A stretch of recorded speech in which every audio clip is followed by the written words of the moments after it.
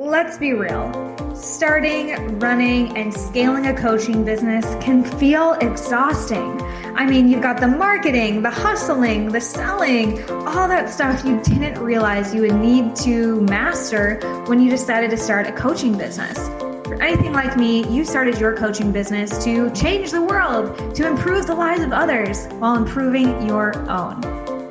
Well, the truth is, running a business doesn't have to be as hard as many of us have made it out to seem.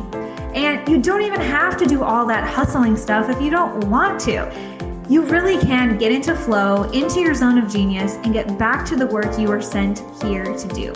But you have to ask for help. You have to be willing to work in new ways.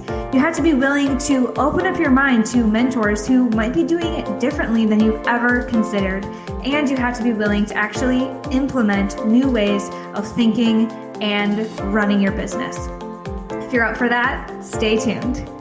I'm Hanna Hermanson, your certified coach, international speaker, author, and yes, the founder of Dream Life is Real Life and the host of this show. And I've been able to help hundreds of coaches build, scale, and enjoy their online businesses. Essentially, make their dream life their real life. And if you'd like help improving your business life and get your coaching business to the next level, we might be able to help you. Head on over to dreamlifeisreallife.com/show to get all the resources and episodes that we talk about in this community.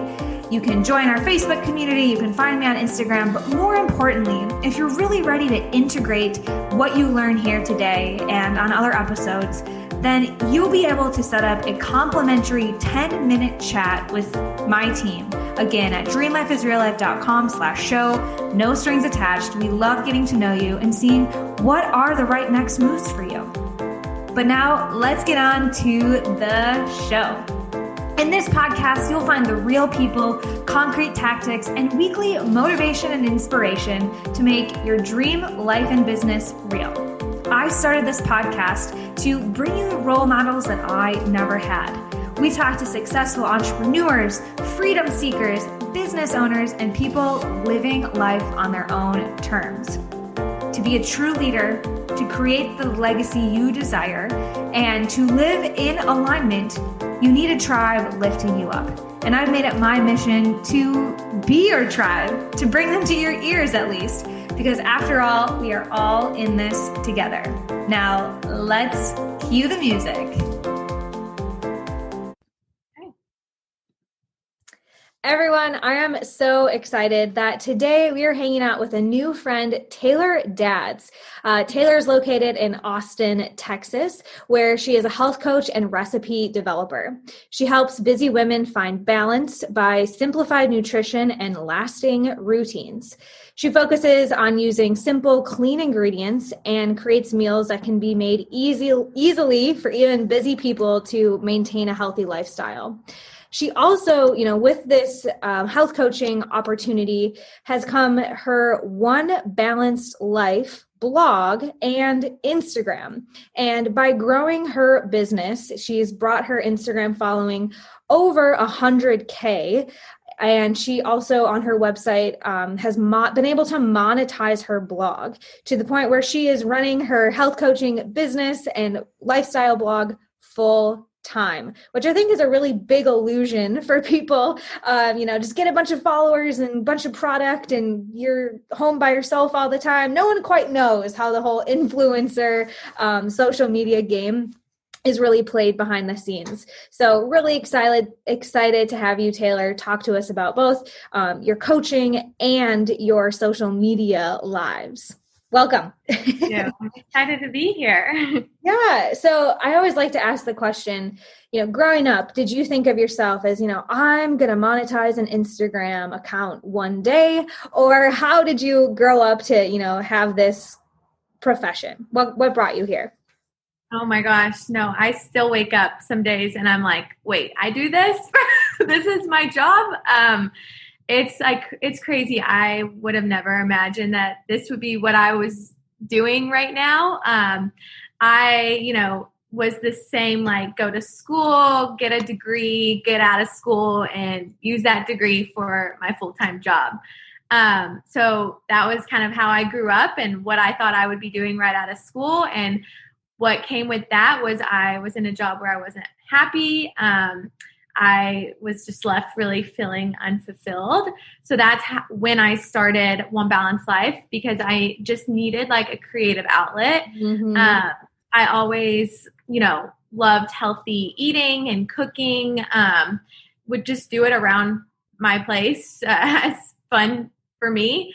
And so that's how I started my page, and I would have never imagined it to grow to what it is today, but it's so fun. And being able to wake up and, love what you do every day is like really like the best feeling. Yeah. Yeah. And I think so many people can relate to that feeling of unfulfillment in the corporate world or in a 9-to-5, or really just working for other people's dreams. And I myself did the side hustle, the dabbling, right? For me, it was teaching yoga. I would play hooky and go teach yoga during my lunch breaks and then go back and play the cubicle game. And so for you, starting the blog, like how did you balance doing both at the same time at the begining? I look back now and I'm like, I don't know how I did that, because totally. it was constantly, I had to be in my office by like 8:39 every day. I left at 5. Sometimes I was in like the entertainment business, so I was working weekends and nights sometimes. So I would wake up super early. I would still like do my workout because that always made me feel good. And then I would prep my food, take my picture, run into the office with the food that I just took the picture of. And then after work, I would be coming home and I would catch back up on Instagram. And it was just like, I always like was showing up, even though I just had no idea where it was going. I just didn't, there were many times where I think like I wanted to quit, but I just kept doing it. And I'm so glad that I, did that for myself. Right. Yeah. I was just talking to a client this morning about that era of grit, of being in the trenches, of putting in some long hours. And it really comes back to this quote around entrepreneurship, which is entrepreneurs are willing to spend part of their life like no one else will, so they can spend the rest of their life like no one else will. Right? Like you said, now you're waking up like, how is this what I just do? I love, what my lifestyle looks like. And I'm curious, when you were really getting things going and putting in that beginning effort, how did you start? Like, were you eating what I call 0-calorie brownies, which are like the free webinars and the ebooks and all the little things that people will give you that are like little and helpful, harmless because they're 0 calories. But then for me, when I did that, I became very bloated and frustrated with all of, everyone else's little tricks that I binged on, like 0-calorie brownies, and then didn't necessarily, see the same growth that they did. I made that mistake at the beginning. And I'm curious for you, as you were charting the blogging waters and learning all these new things, where you learned the most. Was it through mentorship, action, ebooks? What was helpful? I love those terms, 0 calorie. I honestly, when I started, I didn't even know what an influencer was. Like, that's how it was completely over my head. I followed, people that were doing the same thing on Instagram that I now do, and sharing food and all of that and recipes. But I still had no idea what that type of landscape was. I think I listened to like some podcasts and stuff that, talked about the marketing in that aspect. Still never thought that I would be like a quote unquote influencer, even though I still don't really like those terms. But I think just like keeping true to myself and really just like showing up authentically and being passionate about this was what helped me grow in this. I mean, I do look back on a lot of things and I'm like, wait, why didn't I do that? Or like, why didn't I like consider that when I was like still, in that like while growing and stuff. But, I think a lot of the times it's just, I feel like now there's so many more resources for it. And I don't know if maybe I was just like oblivious to it then, or if it's just grown that much in the last 4 years of this as being a business. But yeah, I kind of was just like head down in doing my 9-to-5 job and then doing this and creating food, and that was it. Yeah. And I think that's the perception for a lot of people. I've worked with a lot of bloggers who are like, I'm just going to like share my passion and write about it, and money will fall from the sky. And so I'm curious what it actually took for you to go from just, sharing what you were passionate about to creating some profit on that. So talk us through what are some of the best practices to growing the brand and, maybe getting started in 2021, not 2016. What would you recommend today for folks starting? I think like the biggest thing, one, which is like when I look back, being consistent. Like I showed up every single day sharing something on my feed, whether, I had the time or not. And I've continued, I give myself a little bit more time now, but just being consistent with like sharing, at least a couple times a week, if not, every day to start. And then with that consistency of like the time that you post, because Instagram algorithm is crazy and, will like pick up on those things. So then your audience knows like what time you're going to be posting around. I think little things like that help. And then one, like finding your voice on a platform like that is huge. Like what I always want people to feel like when they come to my page is like, hey, we're friends. Like, like here's a recipe. And like, I think you would really like it. That's what I want people to just feel like, they're always welcome. Everything on my page is one, easy to make, and you can easily like incorporate it into your life. So just finding your voice and maintaining that within all your posts and everything you share. I think now there's a huge leverage of using Instagram stories to kind of share behind the scenes, get people to get to know you better rather than just sharing, in-feed posts. I was reading something the other day that said pretty pictures won't help you grow your business anymore. And that's so true, because just sharing like a little square on your feed isn't going to help you continue to grow. People want to know you, and they want to know, who is it behind the brand. It's so interesting that like 4 years ago, there weren't even stories. I don't even think I had Instagram 4 years ago. And one of the things that I'm really passionate about is finding those lasting marketing principles that will always stick. Like hashtags and algorithms and stories and reels and TikToks, like those sexy things that are always going to evolve. But what you said around being consistent and finding your authentic voice, those things are always going to be important, whether you're on the sidewalk with a flyer, old school marketing, or you're on a telemarketing show, or, Instagram stories. I'd love to learn more about how you found that, or how you recommend other people to hone that voice, because there's lots of, again, moving parts and advice about captions and, the best way to show up. So how do we actually find our voice, or how did you find yours?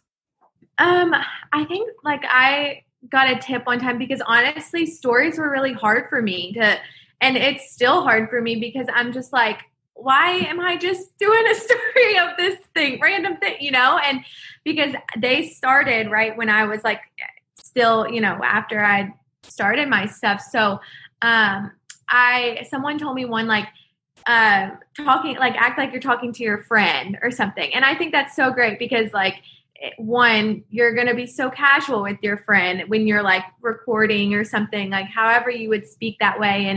And then two, with captions, just like you're just talking, and I think those are probably the biggest things for like finding your voice. And I think coming back to like your why, and like, why are you doing this? Why are you showing up? I think that helps you in, your voice and finding that voice. It really, I think it should come naturally when you know why you're showing up every day too. Absolutely. Absolutely. Yeah. Like back to the clarity, right? Of like that intention, like you said, of like coming from that place of passion. And I want people to feel like a friend, and you're really clear about who you are, what you're talking about, what your values are.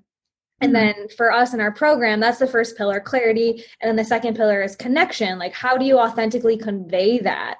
And one of the exercises I always put clients through when we're looking at their copy is first, would you read this if you were on the other side of the screen? Like, is this interesting enough? Maybe you don't have to have a pretty picture, but like, is this interesting enough for you to even like pause? And then second, read it out loud.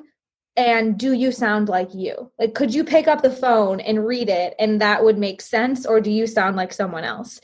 And I think that relates to what you're saying around just really being like you're talking to a friend. Exactly. Yeah. So consistency, owning your voice. The big question I know on everyone's mind is, okay, cool, Taylor. Like, I can do that. Talk to my friend. Where does the money come from? How does it start falling out of the sky?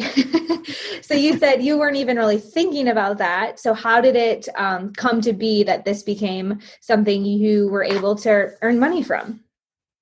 Yeah. So it's funny because when I was starting out, brands would send me, their product to try very generously. And that was continuing for a long time while I started to, build my page. And I had a friend that was like, wait, you're posting about these things, but you're not charging. And I was like, no. And so I literally didn't know that was a thing until I had a friend that was like, hey, you can make some money off this. I used to feel that way about graphic tees. I was like, why am I wearing the Hollister billboard, but paying them? Like I was that middle schooler that was like, I'm not wearing a graphic tee unless they pay me to be their billboard. That's great. Yeah. Yeah. And so, after that led into me like creating a media kit, which was like totally like a learning curve for me and what that looked like. That, I was Googling what those entailed. And so after that, just really, reaching out to brands that I love and use every day, and just, it kind of just after a while of like learning what that looks like, then creating pitches to brands to be like, set yourself up. Like, I would love to create like a recipe using this product. Like, I use it all the time. And it was really important for me, one, to always work with brands that I love and genuinely would think that other people would love too. But that's, I think that's just the one way that has helped me in creating the revenue. Right now, that and then my website are my biggest sources of revenue. So I love that shift in ownership. So this is super common where we like start receiving things and we're like, oh, cool. Like, that's what they'll give me. This is true of personal trainers too. Like, oh, cool. Like, people will walk in the door and pay me for a pack. But what if you had a different opportunity? What if they walked in the door and you said, actually, this is going to be a transformational program that you're going to invest $3,000 in, not 3 sessions in. And that shift that you just described between just taking what you get and putting out your boundaries and saying, hey, this is how we work in my business, right? Changing the billboard of your brick and mortar or changing the way that you work is so powerful. And I had a client, Isabel, she's a health coach in New York City, and she was getting a whole bunch of like, same thing, protein powder, crackers, stuff she didn't like. She was literally putting it on the street. She would get it from brands and she's like, I don't want this. Like, I'm going to give it away to the homeless. And I was like, this is so mixed up. You should be getting exactly what you want. And just like you, like creating those boundaries for how you work and how you receive food or money or clients is definitely a huge piece in really like monetizing this and having it stick for the long haul, not just like free protein powder while I work my 9 to 5. I think that's huge. Yeah, it's definitely been like a shift of like looking at your energy and what you want to give energy towards, and creating those boundaries. I think becoming like my own boss, I've really like, that is like my biggest thing is like, okay, am I going to give energy to this, or is this like not like a good story? Great point. Yeah, for sure. I mean, yeah, energy is like if you're saying yes to everything, then your no's mean nothing, right? Yeah. So I'm curious, this is a little bit off, but I'd love to know how you knew it was time to leave your 9 to 5 and this did become full-time. Well, my journey over the last 4 years has been a lot of like unknowings, honestly, because so I left my job when I started this page. I told you I was like really unhappy in that. So I ended up leaving mainly for the reason of I was just really unhappy and it just wasn't a good thing for me mentally anymore. I still had this, I still had One Balanced Life, but at that point I knew it wasn't something I was going to do full time. So I knew I wanted to do social media and work in that, type of business after creating this. And so from there, I was able to get a full-time job doing marketing for a brand. And that led me down here to Austin. I was doing it remote. It was like a startup business. And within 2 months of being on that job, I was let go. And so I can relate. Yeah. So within being let go, I was like, I know I don't want to do corporate world anymore. So I started doing freelancing, and I was like picking up little freelance work for brands, doing everything from managing their social media to recipe development and everything in between. Mm-hmm. And I was able to do that for a year until, at that point, like brand contracts were ending and I wasn't able to continue the freelance flow to make that work. And at that point I was like, okay, I can either continue to try and make this work full time. So I did it for a little bit, was going back and forth with, is this really what I want to do? I kind of feel like I should try going back to full time because, maybe I didn't give it enough time. A lot of just back and forth in my own head. Last October, I went back and worked full time, doing the 9 to 5, worked for about 6 months in that job and left in February of this past year. And I was like, okay, we're doing this thing. Yes, girl, I can relate so much. People who listen to this have podcasts a lot, have heard this story before, but I came out to San Francisco with a startup, doing yoga and coaching in schools. That was super cool. And then, 5 weeks later, it was like, never mind, good luck in this new city you know nothing about. That's also very expensive. And just that willingness to bet on myself, to say I'm in that era for me too. I'm not going back to the 9 to 5. I want to bet on myself. I want to see what I can do on my own. And so often I love how you said that it's been more unknowings than knowing when it's time. But I want to underscore this because in these times of uncertainty in 2020, I know a lot of people are holding on to things that feel certain, their 9 to 5, their old clients, an old way of being. And I think that's such a hoax in some ways, because hanging on to things that other people control, them sending you protein powder, your 9 to 5 deciding, never mind, we don't until you are truly independent and betting on yourself full time in every situation. I think you are always at a whim of uncertainty, just depending on something else. These government checks, even right now, I'm watching people waiting for the 2K that may or may not come. And I'm you got to create your own security, sweetie. So I just want to underscore that, because I think it's more true for people than they realize. It can be a big deal to lose your job. but all of us are at that whim, I guess, until we really bet on ourselves and own our realities. Does that make sense? Yeah, no, I totally agree. And I think if I didn't have the leaving my job and getting let go and trying it again, all of that, I think has what led me to now and to really trusting myself. I mean, I still have days where I'm like, like, what am I doing? Can I do this? I like, what? And especially with how long is this going to last? Like, is this too good to be true? Like, is the other shoe going to drop? I totally relate. Yeah. Yeah. And with 2020, it's just been a real shakeup. So it's just, like it really has thrown it all out there, but it's like, I feel like if you can get through this year, then, you can push forward. So, yeah. And for you, true, leaving your job February 2020, weeks before everything changed.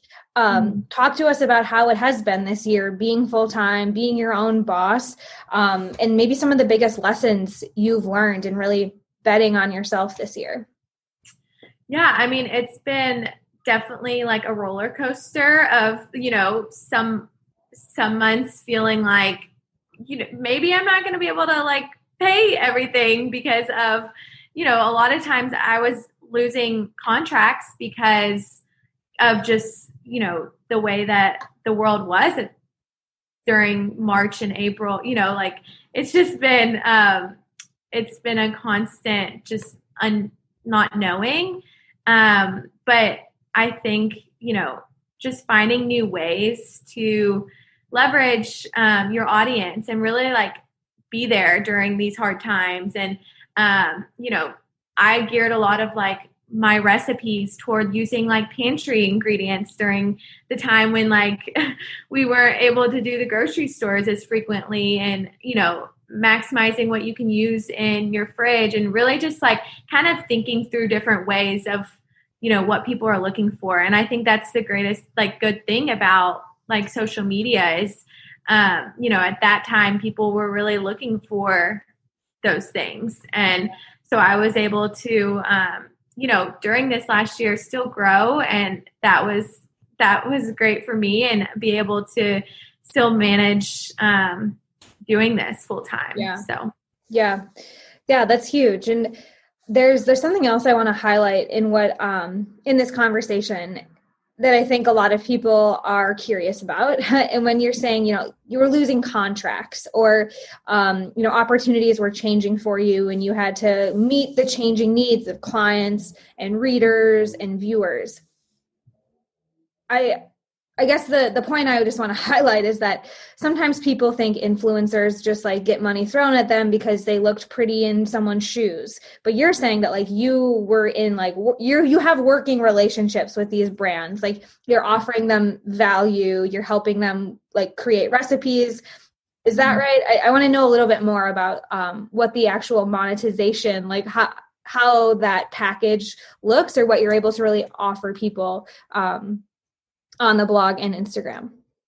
Yeah. So I think a lot of people are really like, don't understand that whole process. I think sometimes my parents are still trying to figure it out.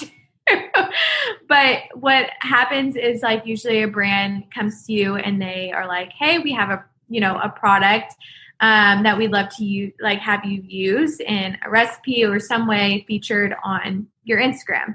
And so that then you like go back and forth on negotiating a price, getting terms down as to what exactly you're going to create content-wise. So it could be anything from like an Instagram post and stories or a blog post or a reel now, and so many different ways. Mm-hmm. And so getting that down, and then there's like the time to create the content. So that's, me here in the kitchen, making the recipe, testing it sometimes, taking the pictures, and then just like going through like the whole process of like working with a brand. Then you submit your photos and your captions and everything to the brand for approval. Mm-hmm. And then you're good to go and post it. And so like, that's kind of just like the flow of, and there's definitely there's like, I think a lot of times people think you like take a picture and throw it up, but there's actually like a lot of planning. And like for me, I'm like, I've had my January 21 calendar right here where I'm trying to write in like what recipes I'm going to be and content that I'll be sharing every day for like the month. But yeah, that's kind of how that process works. And when I said like they were like ending contracts, a lot of it was just like the supply wasn't there at the time. Like people were buying everything at the stores. So like having a campaign that geared people to go to the store and buy this product just wasn't a thing anymore. You had to teach them how to make sourdough bread out of what they had in the freezer or something crazy. Yeah. Yeah. Well, thank you for sharing that, because I know that there are coaches right now listening to this who wake up, they do their morning routine, they manifest all of their goals and money coming to them. They go walk and listen to the birds chirp and have their celery juice. And then they sit down and they're like, what do I want to say today for content? And here Taylor is saying that like, A, it's not about you. You have to figure out what the brand actually needs and how you can meet their needs. And B, it takes a lot of back work and planning to just, like you said, throw up a pretty picture that then can, lead to a brand deal or a paycheck at the end of the day. So thank you for breaking that down. I think that's huge. Yeah, it really goes back to just a lot of planning, and I could probably do a whole like hour-long conversation on how I'm psycho with my Google Calendar and like color coding and time blocking and all of that, but that's a whole nother Type me and you for sure. Well, yeah, this is really insightful in how, food bloggers make it, or behind the scenes of those health and wellness blogs.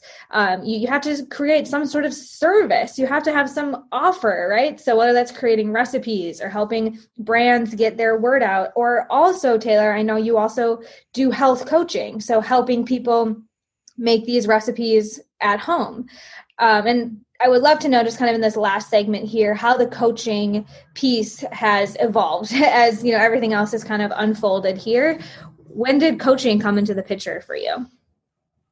So coaching came within starting my page. I realized like I wanted to help people. Like that was my biggest why. And finding balance was something that took years for me to just like, really, I had a bad relationship with food and with my body and stuff for years. So kind of creating, a healthy balance and what that looked like for me. I wanted to help other women find that for themselves. And really focusing on like mind, body, and soul. So it, not just nutrition, but what you're saying to yourself and the movement that you do daily and, relationships and just like different things that really all come down to like how you are balanced and how you feel and all of that. Cause a lot of it all comes together in the big scheme of things. And, so yeah, that's what I do now. Working with clients and doing like one-on-one coaching on just looking at everything, looking at their life and how can we, work together through, the meal planning and the prepping and just simplifying all of that for them. Yeah, I love that. And I hear that so often from health coaches that our own journeys inspire us to want to help other people, speed up the process or figure out how to love themselves. And I love how you're talking about like that holistic approach, because that's really what people need. When we talk about meal plans or we talk about a workout, that's what people think they need. And that's what you present on your Instagram. But when you get to work with them, you get to give them what they really need, which is what you're sharing a little bit about. And I think that's the way you put it is a really good, or the way I'm seeing you work is like a really great example of like the marketing versus the coaching. Marketing for you is like presenting beautiful, healthy food and how they can do it. But then if you really want to like achieve these transformations, the lifestyle, the sustainable healthiness that you talk about, it takes way more than just a recipe. So I love that you are able to offer all of those things. So people are dying to know where they can see your food, learn your recipes, and really continue this conversation with you. So where are the best places for people to connect with you?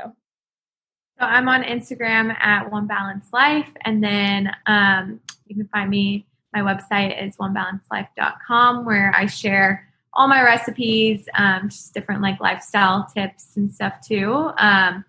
And yeah, that's where I'm at. One Balanced Life. I feel like just typing that in is healthy. Like it's a good thing to say. One Balanced Life. So thank you, Taylor. I hope folks do continue this conversation with you over there on One Balanced Life. And friends, yes, I will be back with yet another inspiring guest that will help you make your dream life your real life next week. That's right, friends. That'll do it for our show today. But remember, if you're really ready to implement and take these ideas into action, then hop on over to dreamlifeisreallife.com/show, and you can access all of the resources we talked about, and more importantly, set up a complimentary 10-minute phone call with my team so that we can help you get clarity and some concrete action steps in place, so this doesn't just become another one of those feel-good moments, but an opportunity to actually make a change in your life and business, because all good things come in action. So we'll see you over there at dreamlifeisreallife.com/show, and next week here on the show.